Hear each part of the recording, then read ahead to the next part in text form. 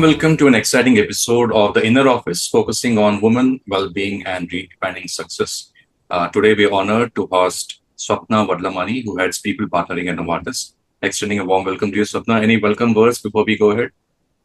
Thanks a lot, Ravi. Really delighted to be here in your podcast. Thank you. Thank you for your time, Swapna. A quick intro. Swapna is a HR leader with several years of global experience in the areas of business partnering, talent development, leading change, cultural initiatives, and coaching. She's covered areas and segments on transformational initiatives, OD interventions, leadership development, driving culture, coaching leaders, D&I, etc. She has in-depth knowledge of all facets of human resources across several sectors, such as pharma, IT, and ITES. And she's been operating in a global environment all through her career. Just want to read out one compliment before we go ahead, Swapna. This is, I think, from Emily Grant-Barrett. She says, I had the pleasure of working with Swapna during her time as a P&O HR head at Novartis Czech Republic. From the outset, she demonstrated a consistently collaborative and constructive approach, always bringing professionalism and positive spirit to every interaction. She's a true role model for our values and behaviors, and ability to foster trust, listen actively, and drive meaningful outcomes made her a highly respected partner across teams.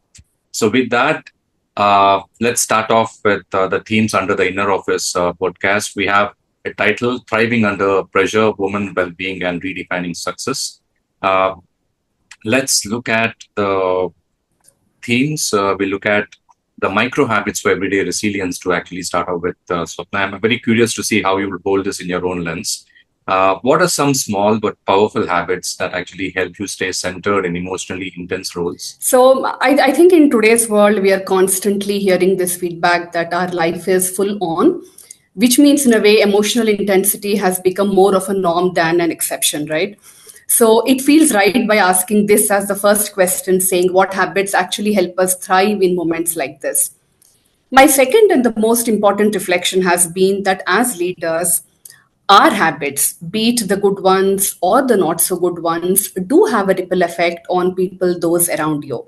And I think that's a very, very important reflection for us to hold, because the way I show up with my habits, in a way, also translates on the team and the people around me. So that's something that I have always tried focusing on. What are some of the habits that serves me as an individual, but also something that will kind of help on my team or the people that I work with, right? So I'm happy to take two quick micro habits that I've really built through the years. So the first one is front loading the high impact stuff. Now, what do I mean by that? It can happen at a professional front or on the personal front. What I try to do is doing things that really matter when I begin the day or the week. For example, it can be your exercise routines, reading a book, spending time with family. Also on the professional front, I have always seen a lot of tendency that we do things that are easy to do, or we do things that we love to do. But I think something that I have really reoriented for myself is to do things that really matter, doing things that are really, really high value. Because I am someone who has a lot of energy in the mornings or during the beginning of the week. So how do I ensure I maximize on that approach? And another thing that I have learned the more I have started to handle a team is front loading the work where I need to get work done through my team. So I can't afford to say that, you know what, I'm a last minute person. I like working under stress. So I'm going to start something right at the fag end. Because when you do that, you're also stressing out your own people, right? So how are you really aware and being very conscious on the fact that your habit also has a ripple effect on your team? So I also try to front load as much as possible where I really need to work with people around. Because once you keep your high impact stuff out of the way, then it kind of creates a lot of space for all of us. It sounds simple, but I really think it is a really powerful habit that I have developed over time.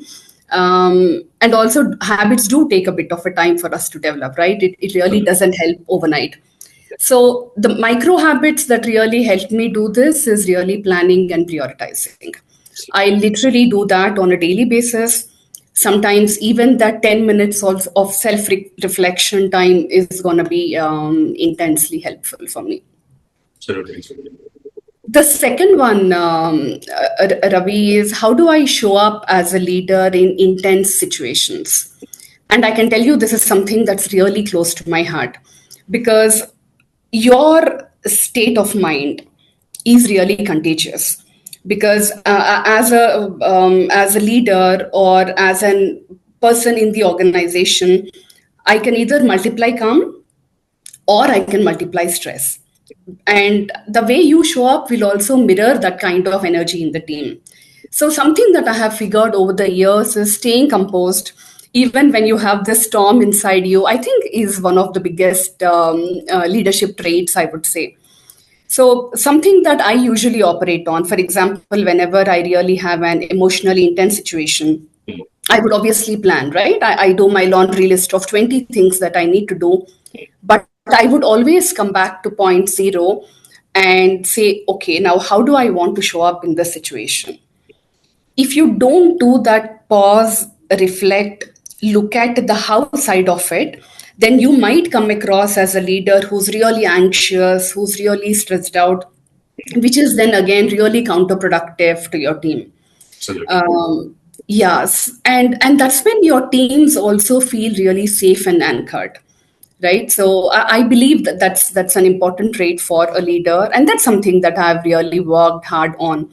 So talking about the micro habit here is really pause, reflect, focus on the how rather than just the what.